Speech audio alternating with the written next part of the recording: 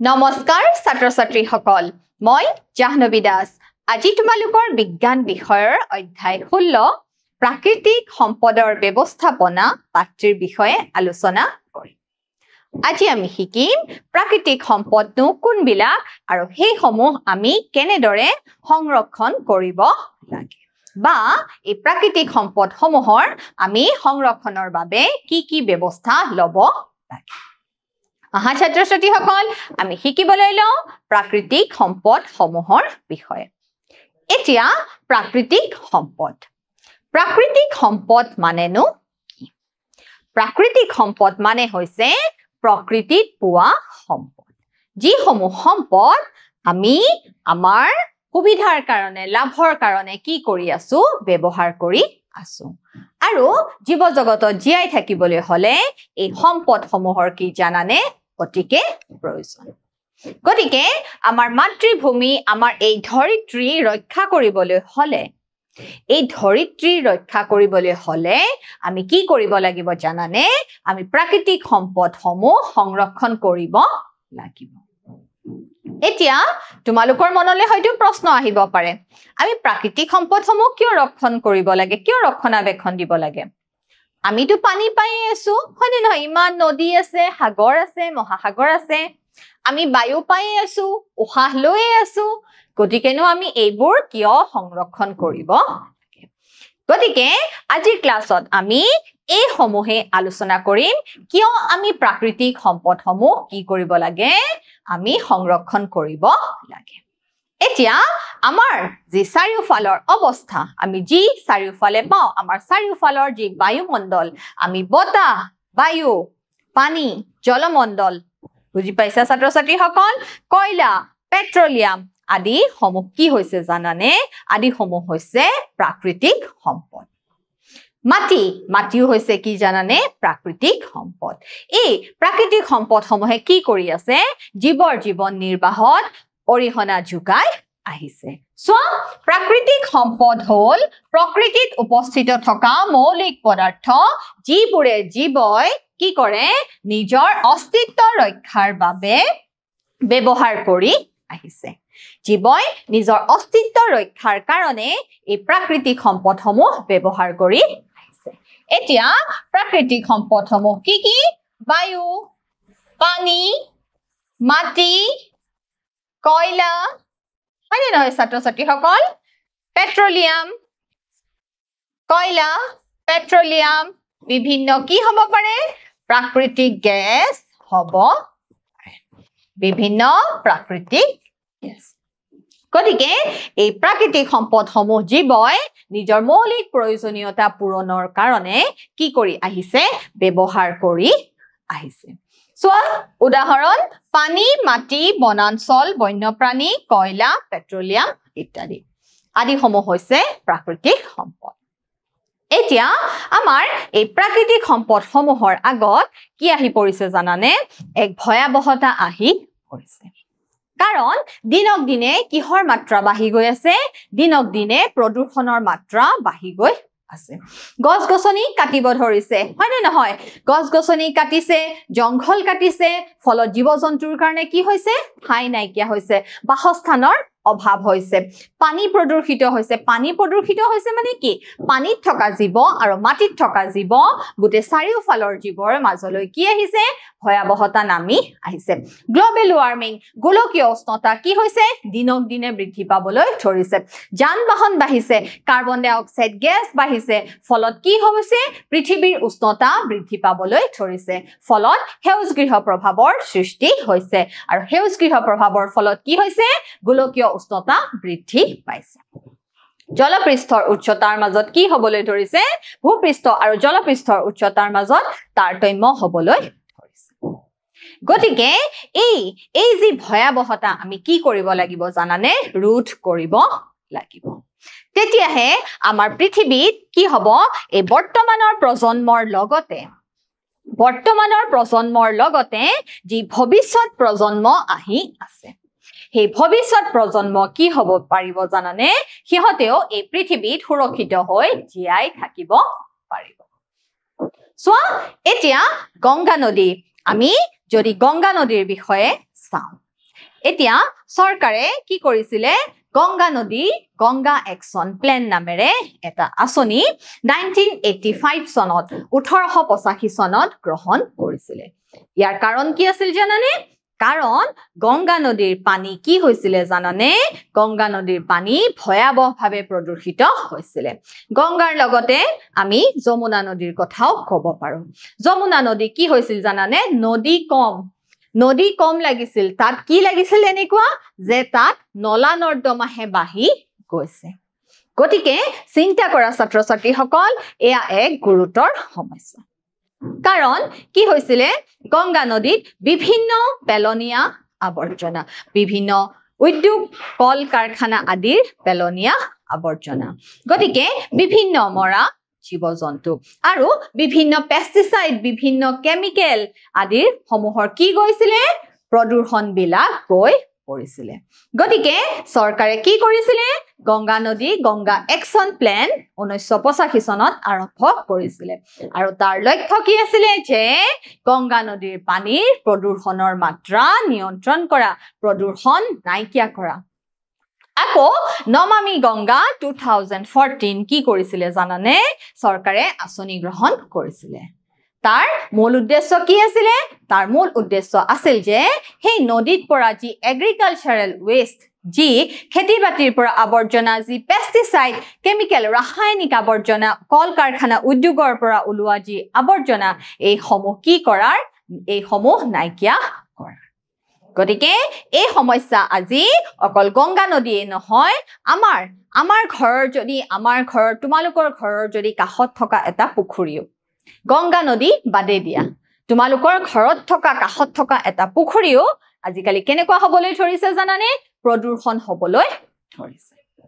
গতিকে আমি এই প্ৰদূষণৰ মাত্ৰা কমাবলৈ হলে কি কৰিব লাগিব আমি সকলোৱে সমানভাৱে আগবাঢ়িব লাগিব আমি গোটেই দেশখনে আগবাঢ়িব গোটেই দেশখন বাদে দিয়া মই ভাৰতবৰ্ষৰ কথা বাদে দিছো আমি যদি প্ৰথম আমাৰ নিজৰ ঘৰখনৰ পৰা কি কৰো আৰম্ভ যদি আমাৰ নিজৰ ঘৰখনতে ধৰা ৰুমত কোনো নাই ফেন এখন চলি আছে হয় নে নহয় আমি তেতিয়া কি কৰিব লাগিব ফেনৰ সুইচ অফ কৰি থব লাগিব দেখিছা পানীৰ টেপ ধৰা প্ৰয়োজন হোৱা নাই তথাপিও পানীৰ টেপৰ পৰা পানী ওলাই আছে আমি কি কৰিব লাগিব আমি প্ৰয়োজনৰ সময়তহে আমি পানীৰ টেপটো ব্যৱহাৰ কৰিব লাগিব গতিকে আমি কি কৰিব লাগিব নিজে নিজক প্ৰথম কি কৰিব লাগিব শুধৰণি কৰিব লাগিব আৰু আমি যেতিয়া নিজেই নিজৰ শুধৰণি কৰিম তেতিয়া কি হ'ব আমাৰ চাৰিওফালৰ পৰিৱেশ কি হৈ যাব শুধৰণি হৈ যাব আৰু আমাৰ চাৰিওফালৰ পৰিৱেশ শুধৰণি হোৱাৰ লগে লগে কি হ'ব আমাৰ চাৰিওফালৰ চুবুৰীটো সংশোধন হ'ব তাৰ পিছতে কি হ'ব গাঁওখন সংশোধন হ'ব গাঁওখনৰ পৰা কি হ'ব গাঁওখনৰ পৰা নগৰ বা চহৰখন সংশোধন হ'ব নগৰ বা চহৰখনৰ পিছত কাৰ প্ৰদূষণ নাইকিয়া হ'ব দেশখনৰ প্ৰদূষণ নাইকিয়া হ'ব আৰু দেশখনৰ প্ৰদূষণ নাইকিয়া হোৱাৰ পিছত কি হ'ব গোটেই ভাৰতবৰ্ষৰ ৰাষ্ট্ৰৰ নাইকিয়া হ'ব আৰু তাৰ লগে লগে কি হ'ব গোটেই পৃথিৱীৰ পৰা প্ৰদূষণৰ সমস্যা কি হ'ব নিৰ্মূল হ'ব সো প্ৰাকৃতিক সম্পদ হৈছে প্ৰকৃতিত উপস্থিত থকা সম্পদ যিসমূহ কি কৰে জীৱই নিজৰ অস্তিত্ব ৰক্ষাৰ কাৰণে জীৱই নিজৰ মৌলিক প্ৰয়োজনীয়তাসমূহৰ পূৰণৰ কাৰণে ব্যৱহাৰ কৰি আহিছে এতিয়া পানী হৈছে জীৱৰ প্ৰাণ জল হি জীৱন পানী হৈছে জীৱৰ প্ৰাণ গতিকে পানী আমাৰ জীৱকোষ আমাৰ কোষীয় বিপাকীয় প্ৰক্ৰিয়া চলি থাকিবৰ কাৰণেও কিহৰ প্ৰয়োজন পানীৰ অবিহনে জীৱৰ সম্ভৱ নহয় গতিকে বতাহ বায়ু অক্সিজেন আমি অক্সিজেন উশাহত লৈ আছো আৰু নিশাহত কাৰ্বন ডাই অক্সাইড গেছ কি কৰি আছো এৰি আছো হয়নে নহয় সৌৰশক্তি আহি আছে সৌৰশক্তিৰ ফলত কি হৈ আছে উদ্ভিদে আহাৰ প্ৰস্তুত কৰি আছে আৰু অক্সিজেন গেছ এৰি আছে গতিকে এই প্ৰকৃতিৰ পৰা আমি কি পাইছো আমি আমাৰ মৌলিক প্ৰয়োজনীয়তা সকলোসমূহ পাই আছো কয়লা পেট্ৰলিয়াম আমি বিভিন্ন ইন্ধন হিচাপে ব্যৱহাৰ কৰি আছো কিন্তু আমি ভাবিছোনে যে এই কয়লা আৰু পেট্ৰলিয়াম যে যদি শেষ হৈ যায় তাৰ পিছত কি ভয়াবহতা হ'ব কাৰণ এই সম্পদসমূহ আমি কি কৰিব নোৱাৰো সৃষ্টি কৰিব নোৱাৰো কাৰণ এই ইন্ধনসমূহ সৃষ্টি হ'বলৈ লাখ লাখ কেইবা নিযুত বছৰৰ প্ৰয়োজন হয় তাৰ পিছতহে কি সৃষ্টি হয় কয়লা আৰু পেট্ৰলিয়াম জাতীয় এই ইন্ধনসমূহৰ সৃষ্টি হয় আমি গাড়ী চলাই আছো হয়নে নহয় আমি কোনোবা ঠাইত যদি আমাৰ গাড়ীখন লৈ নগলেও হয় যে ৱাকিং ডিসটেন্স আমি এখিনি খুজকাঢ়ি যাব পাৰো বা এখিনি আমি সাইকেলেৰেও যাব পাৰো আমি তেনেকুৱা ধৰণৰ কি কৰিব লাগিব ব্যৱস্থা গ্ৰহণ কৰিব লাগিব গতিকে সোৱা ছাত্ৰ-ছাত্ৰী সকল আমাৰ প্ৰাকৃতিক সম্পদসমূহ কি আমাৰ প্ৰাকৃতিক সম্পদসমূহ হৈছে বায়ু আমাৰ প্ৰাকৃতিক সম্পদসমূহ হৈছে বায়ু বায়ুমণ্ডলত বিভিন্ন কি আছে বিভিন্ন গ্যাস আছে আমাৰ গতে এই যে স্ট্ৰেটোস্ফিয়াৰ মণ্ডল So, এই স্ট্ৰেটোস্ফিয়াৰ মণ্ডলতে কি আছে বিভিন্ন জীৱ আছে বিভিন্ন গ্যাস আছে বিভিন্ন গ্যাসৰ মিশ্ৰণ আকৌ সোৱা পানী হৈছে জীৱৰ প্ৰাণ আমি ৰাতিপুৱা শুই উঠাৰ পৰা আমি পানী খাওঁ আমি পানীৰে কাপোৰ ধুও আমি পানীৰে বিভিন্ন বস্তু ব্যৱহাৰ ধোৱাৰ কামত ব্যৱহাৰ কৰো হয়নে নহয় বিভিন্ন কল কাৰখানা বস্তু নিৰ্মাণ কৰিবৰ কাৰণে পানীৰ ব্যৱহাৰ হয় আমাৰ দেহৰ বিপাকীয় কাৰ্য কোষসমূহৰ যি বিপাকীয় কাৰ্য সংঘটিত হ'বৰ কাৰণে কিহৰ প্ৰয়োজন হয় পানীৰ প্ৰয়োজন হয় গতিকে সোৱা এয়া হৈছে আমাৰ প্ৰাকৃতিক সম্পদ মাটি হৈছে বিভিন্ন খনিজ পদাৰ্থৰ উৎস মাটি হৈছে বিভিন্ন মিনাৰেলছ খনিজ পদাৰ্থৰ উৎস লো পোৱা যায় এলুমিনিয়াম পোৱা যায় সোণ পোৱা যায় ৰূপ পোৱা যায় কিমান ধৰণৰ খনিজ পদাৰ্থ পোৱা যায় আৰু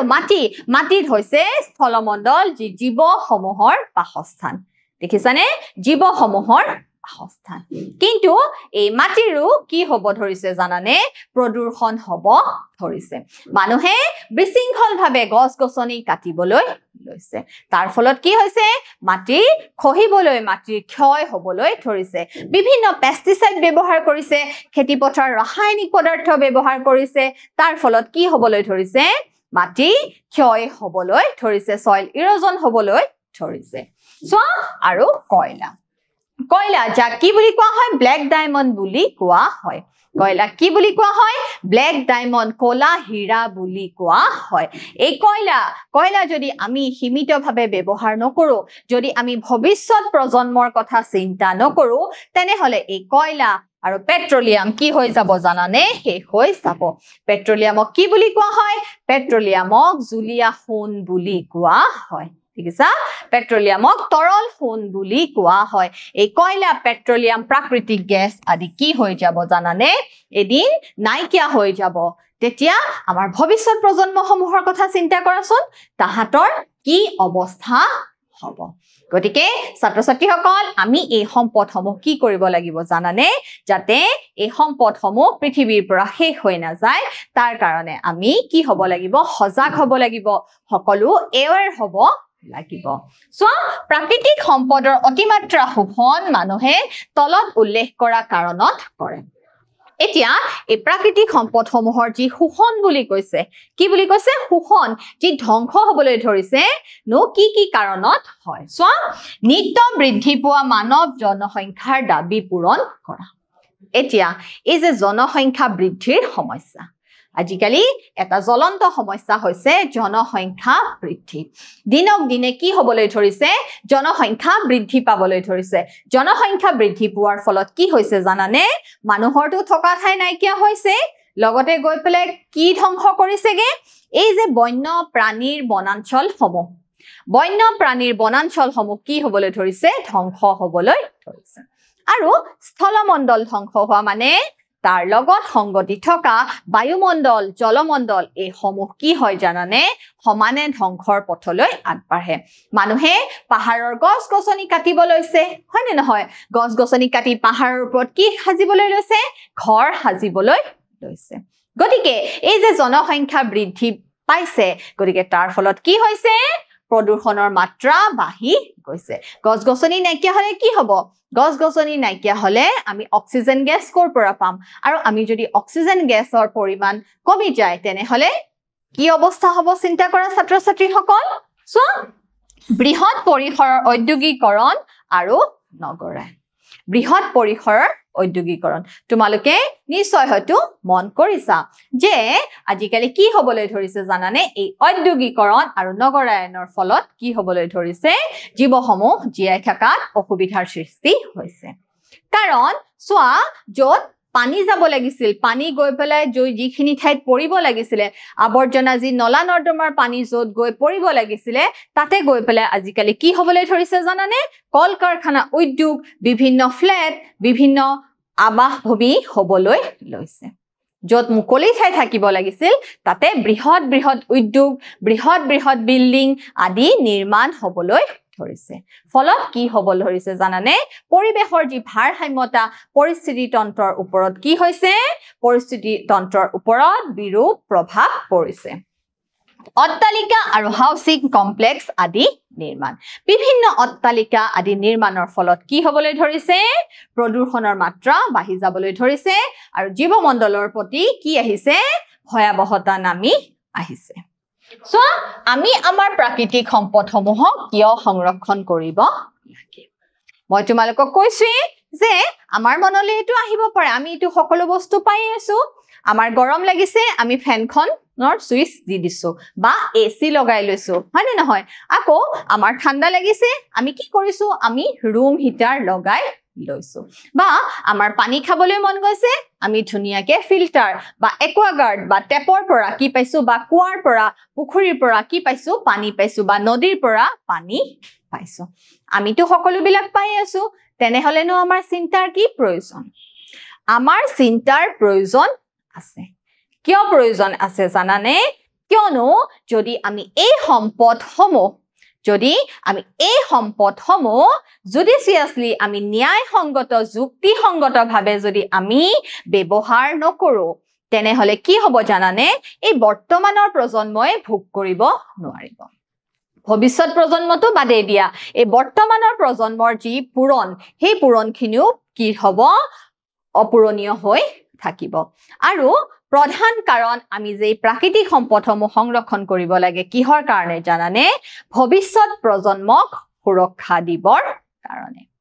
তেতিয়াহে কি হ'ব ভৱিষ্যত প্ৰজন্ম জীয়াই থাকিব আৰু সোৱা পৃথিৱীৰ সম্পদসমূহ কি হৈছে সীমিত পৃথিৱীৰ পৰা পোৱা যি প্ৰাকৃতিক সম্পদসমূহ হৈছে সীমিত আমি যদি এই হাৰতে দিনক দিনে ব্যৱহাৰ কৰি থাকো তেনেহলে এই সম্পদসমূহ কি হৈ যাব জানানে এদিন পৃথিৱীৰ পৰা নাইকিয়া হৈ যাব আৰু এই সম্পদসমূহ যদি পৃথিৱীৰ পৰা নাইকিয়া হৈ যায় তেনেহলে আমাৰ কি অৱস্থা হ'ব সো মানৱ জনসংখ্যা দ্ৰুতগতিত বৃদ্ধি পোৱাৰ বাবে সম্পদৰ চাহিদা দিনক দিনে বৃদ্ধি পাইছে জনসংখ্যা বৃদ্ধি পোৱাৰ ফলত কি হৈছে এই প্ৰাকৃতিক সম্পদসমূহৰ প্ৰয়োজনীয়তা চাহিদাও কি হৈছে দিনক দিনে বৃদ্ধি পাবলৈ ধৰিছে কাৰণ আগতে য'ত খালি ঠাই আছিল য'ত অৰণ্য আছিল য'ত খেল পথাৰ আছিল হয়নে নহয় ছাত্ৰ ছাত্ৰীসকল তাত আজিকালি কি হ'বলৈ ধৰিছে জানানে তাত কৃষি ভূমিৰ পৰিমাণ কমি আহিবলৈ ধৰিছে কৃষি ভূমিৰ পৰিমাণ কমি তাতে কি হ'বলৈ ধৰিছে তাতে নগৰায়ন হ'বলৈ ধৰিছে মানুহে ঘৰ সাজিবলৈ ধৰিছে পাহাৰৰ বনাঞ্চল গছ-গছনি কাটিবলৈ ধৰিছে সো সঠিক ব্যৱস্থাপনাই প্ৰাকৃতিক সম্পদসমূহক বিবেচনাপূৰ্ণভাৱে ব্যৱহাৰ কৰাটো নিশ্চিত কৰিব পাৰে এতিয়া আমি যদি প্ৰাকৃতিক সম্পদসমূহৰ সঠিক ব্যৱস্থাপনা কৰো তেনেহলে এই প্ৰাকৃতিক সম্পদসমূহ সকলোৱে কি কৰিব পাৰিব জানানে যথোচিতভাৱে ব্যৱহাৰ কৰিব পাৰিব আৰু সোৱা বৰ্তমানৰ প্ৰজন্মৰ প্ৰয়োজনীয়তা পূৰণ কৰাৰ লগতে আগন্তুক প্ৰজন্মৰ বাবেও কি হৈ ৰব স্থায়ী হৈ ৰব গতিকে ছাত্ৰ ছাত্ৰীসকল আমি আমাৰ প্ৰাকৃতিক সম্পদসমূহক কিয় সংৰক্ষণ কৰিব লাগে প্ৰধান কাৰণ পৃথিৱীৰ প্ৰাকৃতিক সম্পদসমূহ হৈছে সীমিত আৰু এইবোৰ কি হয় জানানে অনবীকৰণ হয় আমি নিজে নিজে সৃষ্টি কৰি ল'ব নোৱাৰো গতিকে তেনেকুৱা সম্পদসমূহক আমি সদায় কি কৰি ৰাখিব লাগে আমি সীমিতভাৱে ব্যৱহাৰ কৰিব লাগে যাতে ই ভৱিষ্যত প্ৰজন্মৰ বাবে কি হৈ থাকে সুৰক্ষিত হৈ থাকে সো প্ৰাকৃতিক সম্পদৰ সঠিক ব্যৱস্থাপনাই দীৰ্ঘম্যাদী দৃষ্টিভংগী বিবেচনা কৰে ভৱিষ্যত প্ৰজন্ম দীৰ্ঘম্যাদী দৃষ্টিভংগী বহুত আগলৈকে আমি কি কৰিব লাগিব চিন্তা কৰিব লাগিব আৰু হ্ৰস্বম্যাদী লাভৰ বাবে ইয়াৰ শোষণত বাধা দিয়ে সো সঠিক ব্যৱস্থাপনাই প্ৰাকৃতিক সম্পদৰ ন্যায্য বিতৰণ নিশ্চিত কৰিব পাৰে যাতে এই সম্পদসমূহৰ উন্নয়নৰ পৰা সকলো জনসাধাৰণে কি হ'ব পাৰে উপকৃত হ'ব পাৰে এই প্ৰাকৃতিক সম্পদসমূহৰ যদি আমি সঠিক ব্যৱস্থাপনা কৰোঁ যদি আমি সঠিকভাৱে ব্যৱস্থাপনা কৰোঁ তেনেহলে কি জানানে ধনী আৰু দুখীয়া সকলো লোকে পৃথিৱীত বৰ্তি থকা সকলো লোকে তাৰ পৰা কি হ'ব সমানভাৱে উপকৃত হ'ব কেনেধৰণে উপকৃত হ'ব সমানভাৱে উপকৃত হ'ব পৃথিৱীৰ সকলো লোকে ধনী হওক দুখীয়া হওক পৃথিৱীৰ সকলো লোকে কি কৰিব পাৰিব ভোগ কৰিব পাৰিব কি ভোগ কৰিব পাৰিব প্ৰাকৃতিক সম্পদসমূহৰ সুবিধা লাভ কৰিব পাৰিব গতিকে আমি এই প্ৰাকৃতিক সম্পদসমূহৰ কি কৰিব লাগে সঠিক ব্যৱস্থাপনা কৰিব লাগে সঠিক ব্যৱস্থাপনাই প্ৰাকৃতিক সম্পদৰ নিষ্কাশন বা ব্যৱহাৰৰ সময়ত পৰিৱেশৰ ক্ষতিৰ কথা বিবেচনা কৰি এই ক্ষতি কম কৰাৰ কি কৰিব উপায় উলিয়াব এতিয়া আমি যদি সঠিক ব্যৱস্থাপনা কৰো আমি কল কাৰখানা নিৰ্মাণ কৰিছো এতিয়া এই কল কাৰখানাৰ পৰা যেতিয়া যি দূষিত বা প্ৰদূষিত গেছ নিৰ্গত হ'ব যি দূষিত ধোঁৱা উৎপন্ন হ'ব সেই যে ধোঁৱাখিনি উৎপন্ন হ'ব সেই ধোঁৱাখিনি আমি কেনেদৰে কি কৰিব পাৰো সেই ধোঁৱাখিনিৰ পৰা যাতে প্ৰদূষণ সৃষ্টি নহয় আমি তাৰ কাৰণে কি কৰিব লাগিব কিছুমান আগতীয়া উপায় উলিয়াব লাগিব কি কৰিব লাগিব আগতীয়াকে আমি প্ল্যানিং কৰিব লাগিব যে এই কাৰখানাৰ পৰা যিখিনি ধোঁৱা ওলাব সেই ধোঁৱাখিনিয়ে সেই পয়জনাছ গেছ বিলাকে যাতে কি কৰিব নোৱাৰে জীৱমণ্ডলৰ ক্ষতি কৰিব নোৱাৰে বায়ুমণ্ডললৈ কোনো প্ৰদূষণকাৰী গেছ যাতে উলিয়াই নিদিয়ে তাৰ কাৰণে আমি কি কৰিব লাগিব বিভিন্ন বিজ্ঞানসন্মত কৌশল উদ্ভাৱন কৰিব লাগিব কাৰণ সেই ধোঁৱাই কি কৰিব পাৰে জানানে গোটেই জীৱমণ্ডলৰ ক্ষতি কৰিব পাৰে গতিকে প্ৰাকৃতিক সম্পদৰ সঠিক ব্যৱস্থাপনাই কি কৰে প্ৰাকৃতিক সম্পদৰ সঠিক ব্যৱস্থাপনাই গোটেই ভৱিষ্যত প্ৰজন্মৰ বাবে সম্পদসমূহ কি কৰি ৰাখিব পাৰে সম্পদসমূহক সঞ্চয় কৰি ৰাখিব পাৰে এতিয়া চোৱা বহনক্ষম ব্যৱস্থাপনা সাস্টেইনেবল ডেভেলপমেন্ট মানে কি বহনক্ষম ব্যৱস্থাপনা মানে কি চোৱা ভৱিষ্যত প্ৰজন্মৰ বাবে উপলব্ধ কৰিবলৈ সম্পদসমূহ বুদ্ধিমান ৰূপে পৰিচালনা কৰা ভৱিষ্যত প্ৰজন্মৰ বাবে এতিয়া যি গংগা একচন প্ল্যান বনোৱা হৈছে কিয় বনোৱা হৈছে কিয় জানানে এই ভৱিষ্যত প্ৰজন্মক সুৰক্ষিত কৰিবৰ কাৰণে বনোৱা হৈছে কাৰণ পানীৰ পৰা যি প্ৰদূষণ হয় জানানে সেই প্ৰদূষণে কিবা নহয় কিবা প্ৰকাৰে আহি আকৌ কি কৰে মানৱ জীৱন জীৱ-জন্তু সমূহকে কি কৰে আহে সিহঁতকে আহি আক্ৰমণ কৰে কিয়নো পানী প্ৰদূষণ হোৱাৰ লগে লগে কি হয় জানানে যি মানুহৰ বৃহৎ অন্তৰত থকা কলিফৰ্ম নামৰ ব্যাক্টেৰিয়া বিলাক কি হয় অনুজীৱসমূহ বৃদ্ধি পাবলৈ ধৰে আৰু এটা ব্যাক্টেৰিয়া আছে কি নাম জানানে ই কলাই ব্যাক্টেৰিয়া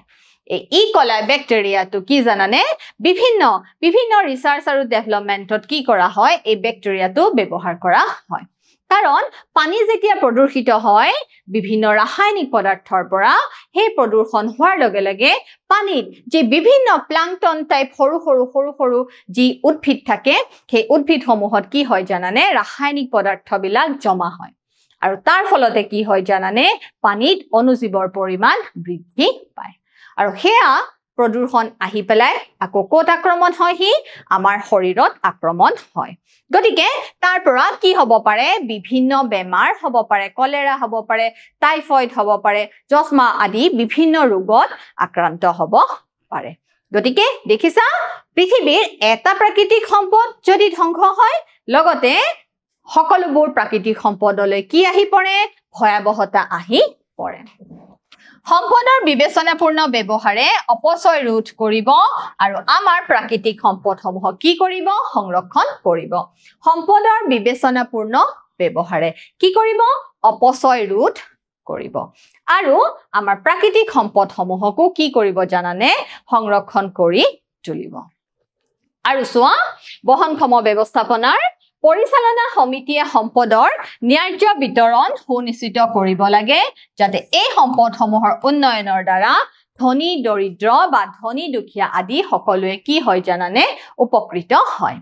বিভিন্ন কি হ'ব লাগে পৰিচালনা সমিতি হ'ব লাগে আৰু এই সমিতিসমূহে কি নিৰ্ণয় কৰিব লাগে যাতে সকলোৱে সমানভাৱে প্ৰাকৃতিক সম্পদসমূহৰ কি লাভ কৰিব পাৰে সুবিধা লাভ কৰিব পাৰে বহনক্ষম উন্নয়নৰ ধাৰণাটোৱে বৰ্তমানৰ মানৱীয় মৌলিক প্ৰয়োজনীয়তা পূৰণ কৰা বৃদ্ধিৰ ৰূপসমূহক উৎসাহিত কৰে একে সময়তে ভৱিষ্যত প্ৰজন্মৰ প্ৰয়োজনীয়তাৰ বাবে সম্পদসমূহক কি কৰে জানানে সংৰক্ষণ কৰে এই বহনক্ষম ব্যৱস্থাপনাৰ দ্বাৰা যে বৰ্তমানৰ প্ৰজন্মই সুবিধা লাভ কৰিব হেতু নহয় ভৱিষ্যত প্ৰজন্মৰ বাবেও ই কি হৈ থাকে সংৰক্ষিত হৈ থাকে যাতে ভৱিষ্যত প্ৰজন্মৰ থাকিলেহে কি হৈ থাকিব এই গোটেই পৃথিৱীখন কি হৈ থাকিব জীয়াই থাকিব সো এইদৰে বহনক্ষম উন্নয়নৰ অৰ্থ হৈছে জীৱনৰ সকলো দিশতে পৰিৱৰ্তন দেখিছা জীৱনৰ সকলো দিশতে পৰিৱৰ্তন হোৱাটোকে কি বুলি কোৱা হয় বহনক্ষম উন্নয়নৰ অৰ্থ ই নিৰ্ভৰ কৰে জনসাধাৰণৰ নিজৰ চৌপাশৰ আৰ্থ সামাজিক আৰু পৰিৱেশগত পৰিস্থিতিৰ প্ৰতি থকা ধাৰণা সলনি কৰাৰ ইচ্ছা আৰু প্ৰতিজন ব্যক্তিয়ে প্ৰাকৃতিক সম্পদৰ বৰ্তমানৰ ব্যৱহাৰ সলনি কৰিবলৈ সাজু হোৱাৰ ওপৰত মই যে তোমালোকক কৈছো প্ৰথমে আমি কি কৰিব লাগিব নিজে নিজকে সংশোধন কৰিব লাগিব আমি নিজে প্ৰতিজ্ঞাবদ্ধ হ'ব লাগিব যে আমি আমাৰ চাৰিওফাল কি কৰি ৰাখিব লাগিব পৰিষ্কাৰ কৰি ৰাখিব লাগিব যে আমি আমাৰ সম্পদসমূহ কি কৰিব লাগিব আমি আমাৰ সম্পদসমূহ জুডিচিয়াছলি ব্যৱহাৰ কৰিব লাগিব আমি কোনো ধৰণৰ শক্তিৰ অপচয় ঘটাব নালাগিব আমি খাদ্য বস্তুৰো অপচয় ঘটাব নালাগিব য'ত আমি চাইকেলখন লৈ গ'লেই হয় বা খোজকাঢ়ি গ'লেই হয় তাত আমি কয়লা পেট্ৰলিয়াম আদি ইন্ধনসমূহৰ কি কৰিব নালাগিব অপচয় কৰিব নালাগিব এইদৰে আমি নিজকে নিজে যদি কি কৰো সংশোধন কৰো তেতিয়াহে হি কি হৈ পৰিব বহনক্ষম ব্যৱস্থাপনাৰ মূল উদ্দেশ্য হ'ব তেতিয়াহে বহনক্ষম ব্যৱস্থাপনা কি হ'ব সাৰ্থক হ'ব গতিকে নিজৰ পৰাহে আমি কি কৰিব পাৰিম আমাৰ চাৰিওফালৰ পৃথিৱীখন আমি পৰিষ্কাৰ কৰি ৰাখিব পাৰিম সো 5 আৰৰ ধাৰণা 5টা আৰ এই 5টা আৰ যদি আমি কি কৰো সকলোৱে এই 5টা আৰ যদি আমি ফলো কৰো তেনেহলে কি হ'ব জানানে এই প্ৰদূষণৰ মাত্ৰা নিশ্চয়কৈ কমি আহিব আহা আমি চাও এই 5 আৰ মানেনো কি প্ৰথম আৰ চোৱা আমি আমাৰ পৰিৱেশ ৰক্ষাৰ বাবে আমি 5 আৰৰ ধাৰণা গ্ৰহণ কৰিব পাৰো দেখিছা 5 আৰ সো 5 আৰ ধাৰণাটো কেনেকুৱা ৰিফিউজ কি বুলি কোৱা হৈছে ৰিফিউজ কিবা এটা ব্যৱহাৰ কৰিবলৈ যিটোৱে পৰিৱেশ কি কৰে পৰিৱেশক হাৰ্ম কৰে পৰিৱেশ প্ৰদূষণ কৰে তাক আমি কি ক'ব লাগিব নো না ক'ব লাগিব বুজি পাইছে ছাত্ৰ ছাত্ৰীসকল তাক আমি কি বুলি ক'ব লাগিব না বুলি ক'ব লাগিব ৰিডিউস আমি যিটো পৰিৱেশৰ প্ৰদূষণকাৰী কাৰক তাক আমি কি কৰিব লাগিব হ্ৰাস কৰিব লাগিব আমি যিমান পাৰো কমাব লাগিব সো ৰিসাইকেল কি কৰিব পাৰো জানানে আমি কিছুমান বস্তু ৰিসাইকেল পুনঃ চক্ৰীয়কৰণ কৰিব পাৰো আকৌ ৰিপাৰপাস আমি কিছুমান বস্তু কি কৰিব পাৰো জানানে আমি কিছুমান বস্তু পুনৰ ব্যৱহাৰ কৰিব পাৰো একে ধৰণে ৰিইউজ আমি কিছুমান বস্তু কি কৰিব পাৰো জানানে আমি পেলাই নিদি তা কি কৰিব পাৰো জানানে আমাৰ ব্যৱহাৰৰ সামগ্ৰীলৈ পৰিৱৰ্তন কৰিব পাৰো যি সামগ্ৰীৰ পৰা আমি আকৌ কি লাভ কৰিব পাৰো সুবিধা লাভ কৰিব পাৰো এতিয়া চোৱা ছাত্ৰ ছাত্ৰীসকল প্ৰথম হৈছে ৰিফিউজ মানে অস্বীকাৰ কৰা দেখিছা ইয়াৰ অৰ্থ হ'ল মানুহে আমাক আগবঢ়োৱা বস্তুবোৰক না কোৱা যিবোৰৰ আমাৰ কি নাই প্ৰয়োজন নাই দেখিছা আমাৰ আৰু পৰিৱেশৰ ক্ষতি কৰিব পৰা সামগ্ৰী কিনিবলৈ অস্বীকাৰ কৰা প্লাষ্টিকৰ বেগ ব্যৱহাৰ হ্ৰাস কৰা দেখিছানে আমি প্লাষ্টিক ব্যৱহাৰ কি কৰিব পাৰো হ্ৰাস কৰিব পাৰো আমি প্লাষ্টিক এনেকুৱা এটা পদাৰ্থ এনেকুৱা নন বায়োডিগ্ৰেডেবল ই কেতিয়াও কি নহয় পচন নহয় গতিকে এনেকুৱা এটা পৰিবেশ প্ৰদূষণকাৰী পদাৰ্থৰ ব্যৱহাৰ আমি কি কৰিব লাগে আমি নাইকিয়া কৰিব লাগে আকৌ চোৱা হ্ৰাসকৰণ অৰ্থাৎ আমি কি কৰিব লাগে কমকৈ ব্যৱহাৰ কৰিব লাগে যিমান পাৰো আমি কমকৈ ব্যৱহাৰ কৰিব লাগে আমি প্লাষ্টিকৰ বেগৰ হলনি আমি কিহৰ বেগ লব পাৰো কাগজৰ বেগ লব পাৰো বা পৰিবেশ প্ৰদূষণ কমকৈ কৰা পদাৰ্থৰে নিৰ্মিত আমি বেগ ব্যৱহাৰ কৰিব পাৰো সো অপ্ৰয়োজনীয় লাইট আৰু ফেন বন্ধ কৰি আমি কি কৰিব পাৰো বিদ্যুৎ ৰাহি কৰিব পাৰো অপ্ৰয়োজনীয় ফেন আৰু লাইট এনে চলি আছে তেতিয়া আমি তাক লগে লগে কি কৰি দিব লাগিব আমি তাত লগে লগে বিদ্যুৎৰ সুইচ অফ কৰি দিব লাগিব তেতিয়া নহলে বিদ্যুৎৰ কি হৈ থাকিব অপচয় হৈ থাকিব একেদৰে খাদ্য বস্তুৰ আমি কি কেতিয়াও কৰিব নালাগে জানানে খাদ্য বস্তুৰ আমি অপচয় কৰিব নালাগে সো খাদ্য বস্তুৰ ই এক গুৰুতৰ সমস্যা কাৰণ কিছুমানৰ কাৰণে হয়তো সেই খাদ্য বস্তু কি হয় একেবাৰে অভাৱ কোনোবা হয়তো খাদ্য বস্তুৰ ক্ষেত্ৰত একেবাৰে অভাৱত আছে কাৰোবাৰ একেবাৰে বেছি গতিকে বেছি হলে এইটো নুবুজাই যে আমি কি কৰিম সেই খাদ্য বস্তুৰ অপচয় কৰিম আকৌ লিক হোৱা টেপ মেৰামতি কৰি ধৰা পানীৰ পাইপৰ ফুটা ওলাইছে তেতিয়া আমি সেই ফুটা কি কৰিব পাৰো জানানে মেৰামতি কৰিব পাৰো আৰু তেনেকুৱা পাইপ আমি কি কৰিব পাৰো সঞ্চয়ৰ কাৰণে ব্যৱহাৰ কৰিব পাৰো পানী সঞ্চয়ৰ কাৰণে ব্যৱহাৰ কৰিব পাৰো আৰু খাদ্যৰ অপচয় নকৰা আমি খাদ্য কেতিয়াও কি কৰিব নালাগে অপচয় কৰিব নালাগে পুনঃ ব্যৱহাৰ ৰিইউজ পুনঃ ব্যৱহাৰ আচলতে পুনঃ সক্ৰিয়কৰণতকৈও ভাল কিয় জানানে কাৰণ পুনঃ সক্ৰিয়কৰণত কি হয় জানানে শক্তিৰ অপচয় হয় পুনঃ সক্ৰিয়কৰণত অলপ শক্তিৰ অপচয় হয় কিন্তু আমি যদি কিবা বস্তু পুনঃ ব্যৱহাৰ কৰো তেতিয়া তাতে কি নহয় কোনো ধৰণৰ শক্তিৰ অপচয় নহয় বিভিন্ন ধৰণৰ আমাৰ পাকঘৰত ব্যৱহৃত সামগ্ৰী কি থাকে বিভিন্ন প্লাষ্টিকৰ বটল থাকে কন্টেইনাৰ থাকে হয়নে নহয় আমাৰ জাম জেলি আচাৰৰ বিভিন্ন যি বজাৰ পৰা কিনি আনা হয় সেই সমূহ যদি আমি পেলাই নিদিও সেই সমূহ যদি আমি পেলাই নিদি তাক আকৌ ধুই ৰ'দত শুকুৱাই আমি আকৌ যদি আমি আমাৰ ব্যৱহাৰৰ কামত লগাও তেনেহলে তাক কি বুলি কোৱা হয় জানানে পুনঃ ব্যৱহাৰ বুলি কোৱা হয় এতিয়া লেফাফা সমূহ ধৰা কিবা কাগজ চিঠি ভৰোৱা লেফাফা সেই লেফাফা সমূহ আমি পেলাই নিদি তাক আকৌ আমি কি কৰিব পাৰো জানানে পুনঃ ব্যৱহাৰ কৰিব পাৰো সো পুনঃ সক্ৰিয়কৰণত শক্তিৰ অপচয় হয় পুনঃ ব্যৱহাৰ কৌশলত আমি কেৱল বস্তুবোৰ কি কৰিব পাৰো বাৰে বাৰে ব্যৱহাৰ কৰি থাকিব পাৰো ব্যৱহৃত খাম পেলাই দিয়াৰ পৰিৱৰ্তে আমি ইয়াক উলুটা কৰি কি কৰিব পাৰো দেখিছানে পুনৰ ব্যৱহাৰ কৰিব ব্যৱহৃত খাম আমি পেলাই দিয়াৰ পৰিৱৰ্তে আকৌ আমি যদি উলুটা কৰি লওঁ তাক আমি আকৌ কি কৰিব পাৰো পুনঃ ব্যৱহাৰ কৰিব পাৰো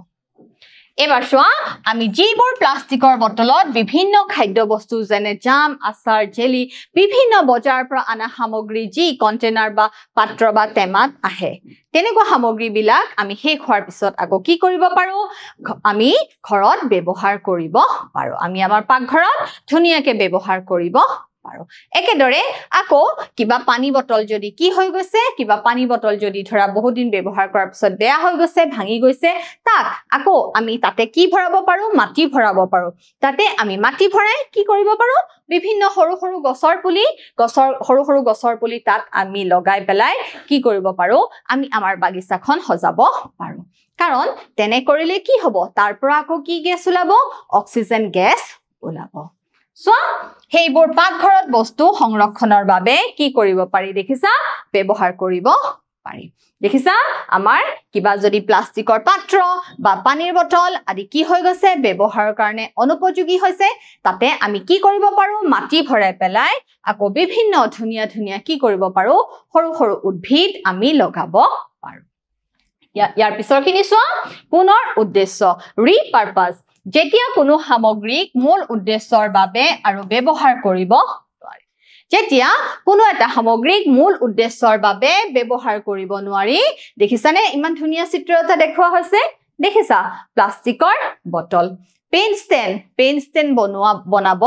পাৰি দেখিছা প্লাষ্টিকৰ বটল এটা ধৰা কি হৈ গল বেয়া হৈ গল বা ফাটি গল তাক আমি ধুনিয়াকে সজাই পৰাই দেখিছানে কি ধুনিয়া পেন্সিল দেখিছা কি ধুনিয়া পেন্সিল পেন ষ্টেণ্ড এনেকুৱা আমি বনাব পাৰো আৰু ইয়াৰ ফলত কি হয় জানানে আমি যদি লৰা ছোৱালী বিলাকক বনাব দিও বা আমিও যদি বনাও আমাৰ মাজত থকা যি ক্ৰিয়েটিভিটি বুজি পাইছা ছাত্ৰ ছাত্ৰীসকল আমাৰ মাজত যি হিডেন টেলেন্ট সোমাই থাকে যি ক্ৰিয়েটিভিটি থাকে সেই ক্ৰিয়েটিভিটি সমূহ কি হয় যায় জানানে প্ৰকাশ পায়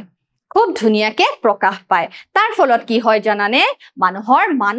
মানসিক স্বাস্থ্যৰো কি হয় জানানে মানসিক স্বাস্থ্যৰো উৎকৰ্ষ সাধন হয় কাৰণ তেতিয়া আমাৰ মনটো খুব ভাল লাগে মনটো ভাল লগাৰ লগে কি হয় আমাৰ দেহত হ্যাপি হৰমন বিলাক ওলাব বুজি পাইছা ছাত্ৰ ছাত্ৰীসকল আমাৰ শৰীৰত খুব ভাল হৰমন বিলাক নিঃসৰণ হ'ব সো ভালদৰে চিন্তা কৰি আন কোনো উপযোগী উদ্দেশ্যত ব্যৱহাৰ কৰা উদাহৰণ ফাটি যোৱা পাত্ৰ বা ভঙা হেন্ডেল থকা কাপ সৰু গছ-গছনি গজাবলৈ আৰু চৰাইৰ খাদ্যৰ পাত্ৰ হিচাপে ব্যৱহাৰ কৰিব পাৰি দেখিছা চৰাই ঘৰত ৰখা পোহনীয়া চৰাই বা ঘৰত থকা পোহনীয়া জীৱ-জন্তু বা কোনো কাৰোবাৰ মন গৈছে বাগিচাখনত কোনোবা চৰাই আহি কিবা চাউল খাব কিবা পানী খাব হে তেনেকুৱা পাত্ৰ হিচাপে আমি কি কৰিব পাৰো এই পেলনীয়া সামগ্ৰীসমূহ পেলাই নিদি তাক আমি আকৌ কি কৰিব পাৰো আকৌ পুনৰ ব্যৱহাৰ কৰিব পাৰো এবাৰ চোৱা পুনৰ সক্ৰিয়কৰণ প্লাষ্টিক কাগজ কাঁচ আৰু ধাতুৰ সামগ্ৰী সংগ্ৰহ কৰি এই সামগ্ৰীসমূহ পুনৰ ব্যৱহাৰৰ বাবে সতেজ প্লাষ্টিক কাগজ কাঁচ বা ধাতু সংশ্লেষণ বা নিষ্কাশনৰ পৰিৱৰ্তে প্ৰয়োজনীয় বস্তু তৈয়াৰ কৰিব লাগে এই ক্ষেত্ৰত আমি কি কৰিব লাগে জানানে ইয়াৰ পৰা যিখিনি সামগ্ৰী আমাৰ প্ৰয়োজনীয় সেই সামগ্ৰীসমূহ কি কৰিব লাগে পৃথক কৰি ৰাখিব লাগে তেতিয়াহে কি হ'ব জানানে পুনৰ সক্ৰিয়কৰণ প্ৰক্ৰিয়া সংঘটিত হ'ব প্লাষ্টিক কাগজ কাঁচ ধাতুৰ সামগ্ৰী সংগ্ৰহ কৰি এই সামগ্ৰীসমূহ পুনৰ ব্যৱহাৰ কৰি সতেজ প্লাষ্টিক কাগজ কাঁচ বা ধাতু সংশ্লেষণ বা নিষ্কাশনৰ পৰিৱৰ্তে প্ৰয়োজনীয় বস্তু আমি তৈয়াৰ কৰিব লাগে এই বস্তুসমূহৰ পৰা আমি আকৌ আমাৰ প্ৰয়োজনীয় বস্তু কি কৰি ল'ব লাগে সৃষ্টি কৰি ল'ব লাগে পুনৰ ব্যৱহাৰ কৰিব হলে আমি প্ৰথমে আমাৰ আৱৰ্জনাবোৰ পৃথক কৰিব লাগিব আমি আৱৰ্জনাবোৰ আঁতৰাই ল'ব লাগিব আৰু তাৰ পৰা সামগ্ৰীবোৰ আন আৱৰ্জনাৰ সৈতে কি কৰিব নালাগিব পেলাই দিব নালাগিব এতিয়া তোমালোকে মোক কি দিব লাগিব এটা পৰীক্ষা দিব লাগিব পুনৰ ব্যৱহাৰ পুনৰ সক্ৰিয়কৰণতকৈ উত্তম মোৰ প্ৰথম প্ৰশ্ন পুনৰ ব্যৱহাৰ পুনৰ সক্ৰিয়কৰণতকৈ উত্তম ই শুদ্ধ নে অশুদ্ধ ই হৈছে শুদ্ধ কাৰণ পুনৰ ব্যৱহাৰত কি নহয় শক্তিৰ অপচয় নহয় কিন্তু পুনৰ সক্ৰিয়কৰণত কি হয় শক্তিৰ অপচয় হয় মোৰ দ্বিতীয় প্ৰশ্ন চোৱা বহনক্ষম ব্যৱস্থাপনাৰ প্ৰয়োজনৰ কাৰণ হৈছে